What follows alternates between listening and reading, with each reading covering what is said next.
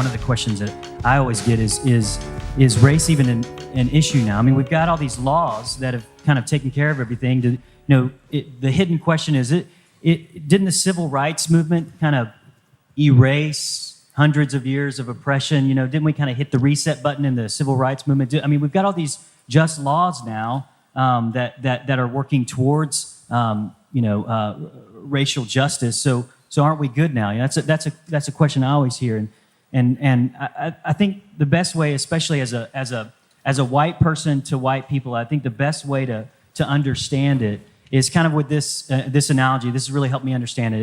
It's as if our families were playing Monopoly together. And so let's say you and I sit down, we're playing Monopoly together. In fact, my grandfather and your grandfather sit down. Monopoly games take about 3 hours or so. And so we're sitting down, we're playing Monopoly, and my grandfather's playing with your grandfather, and your grandfather passes go, and my grandfather hits him in the face and takes his $200. Seriously. And then that goes on for about an hour. Every time your grandfather passes go, my grandfather hits him in the face and takes his $200.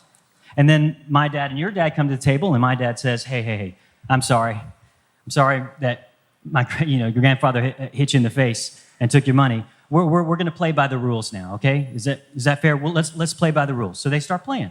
So my dad and your dad are playing Monopoly, and they're going on their way, and your dad starts to save up a little money, and he starts to land on some good squares, and all of a sudden, he's buying Marvin Gardens. And that makes my dad nervous. So my dad says, wait a second. I know you bought Marvin Gardens, but you actually can't have Marvin Gardens. So we're going to put that back in the bank, and we're going to. You can buy Connecticut Avenue. The pieces on that side of the board, the light blue and purple ones, right? And I'll buy the ones on this side of the board. And I'm sorry my grandfather had his issues, but we'll play this way and go on. And your dad's sitting there going, well, I can't do anything about it. He owns the bank. So then they're playing, and does my dad pay you back? He says, I'm sorry, but does he pay you back? No, he doesn't. They keep playing. So they keep playing.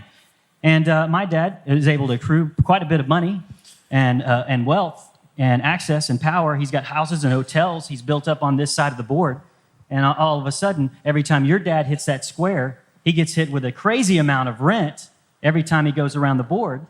And I come to the table, and you come to the table, and we're like, okay, let's play now. And I say, you know what, this isn't fair. You're not able to buy pieces on this side of the board. That's not what the rules say. That's not at all what the rules say. We're going to play by the rules now.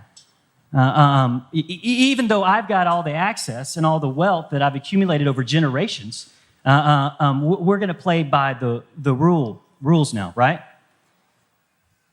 So then, do I apologize for my grandfather hitting your grandfather in the face and taking his money? Dude, that was like 3 hours ago. Why do we got to keep talking about that? Do I give you the money back that I've taken from you over generation after generation after generation, that I've taken from you unjustly? Do I give it back to you? I mean, come on. What are we? Communists? This is America. We're not communists. We're capitalists. We serve King Capitalism, not King Jesus. No. We're just going to start playing by the rules now. Okay? And here's the crazy thing.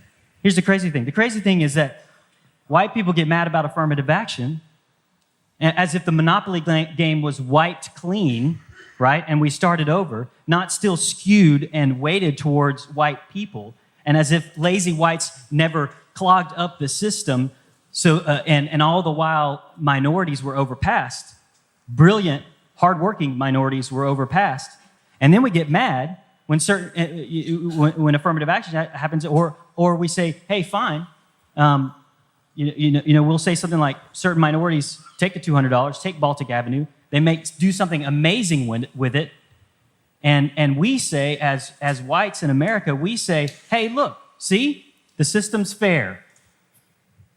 He was able to do something with that, all the while ignoring the fact that the whole Monopoly game is skewed to one group of people. We are completely ignorant of the fact that it's not fair.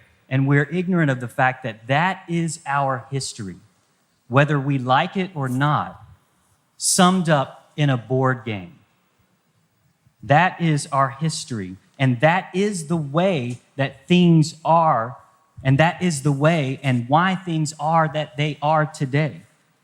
So what I want to say as a white person to white people, the Monopoly game is skewed in our favor. It's called privilege.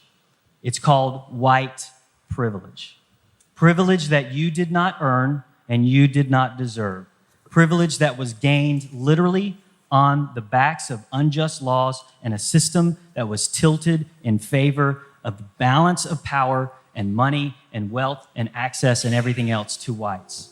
So no, we're not over the race thing yet. We've got a long way to go.